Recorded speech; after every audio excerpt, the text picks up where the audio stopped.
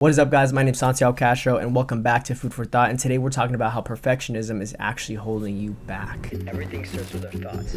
Thoughts dictate our beliefs, which then dictate the way we treat and view the world, which then becomes our repeated being.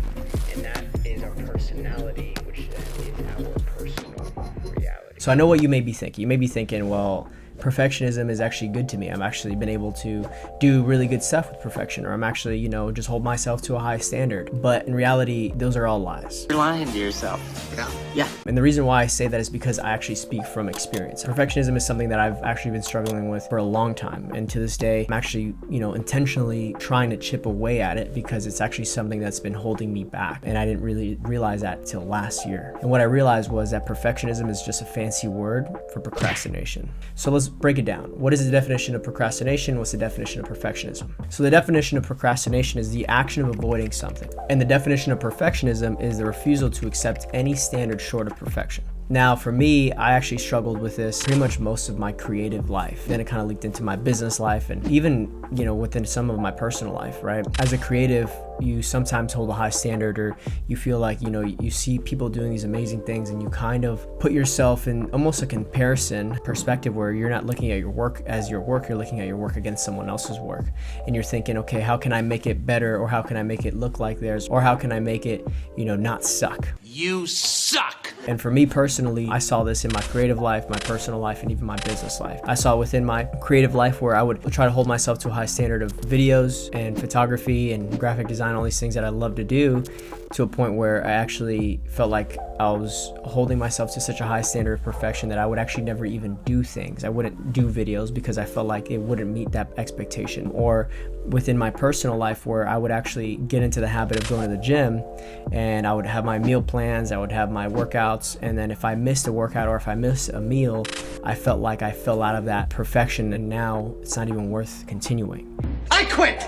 Or even in business, where I felt like some of my ideas were too big and they wouldn't be able to hit that mark of perfection, and I would just be too intimidated and not even start, or I would start it and then it wasn't going as I'd like, and then I would not want to finish, right? And that's the biggest thing that I struggled with mainly last year and the year prior to that. But the main thing is that I thought perfectionism was actually a tool. I thought it was aiding me. I thought it was helping me. But in reality, it was actually taking away from me. It was actually hurting me. And it wasn't until I made that perspective switch that I actually realized, okay, this is actually an issue that I need to attack and I need to be intentional about not doing in order for me to be able to do the things that I want to do, be able to come out with the projects that I want to come out, be able to do the business that I want to do, be able to hit my goals the way I want to hit them, right? Because in my mind, it's either perfection or nothing. And that's how it was for a long time. So what I realized what perfection really was in reality is just a shield. Just a flesh wound. It's a shield that you hide behind because in reality you're just scared of being judged for failing. And this was a big pill that I had to swallow, and hopefully it resonates with you, because it might be a big pill that you have to swallow. Because perfectionism is not the way, it's actually in the way. It's in the way of you being able to create the projects you want to create, have the business you want to have, start the habit that you want to start, because again, perfectionism is not attainable. There's a difference between perfection and excellence. Excellence is something that we can control. It's something that we can strive for, that we can do everything in our ability to achieve, versus perfection is never going to be attained. So I realized that there's three ways that perfection kind of tries to trickle itself into your life. First one being before, right? Before you start a project, before you start a business, before you start a habit, you kind of get a little bit discouraged. You think, okay, well, if it's not going to be perfect, it's better to just not start at all. Hey, look, man, you don't have to do this.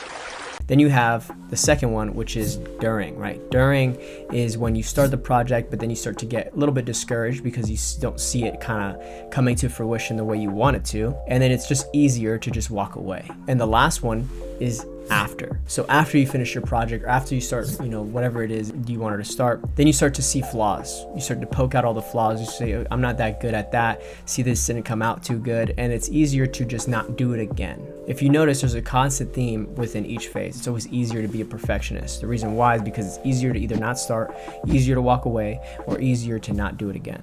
You're shielding yourself from the fear of being judged, of failing. So you implement one of these three things, whether it's before, during, or after. And then you don't start again, or then you don't even start the project, or then you don't even finish. Never again, never again. And the issue is that it's not about being perfect anymore. It's actually about you being scared to do more. Now you may be thinking, okay, cool, well, this sucks. You know, I'm a perfectionist and I'm starting to realize that all these things in my life are actually real and it's true. Now, what do I do to actually combat that? How do I actually change the way I see things as a perfectionist? And the thing is, first you got to realize that perfectionism is the enemy. Don't align with it. Don't think that it's here to help you. Don't do that, right?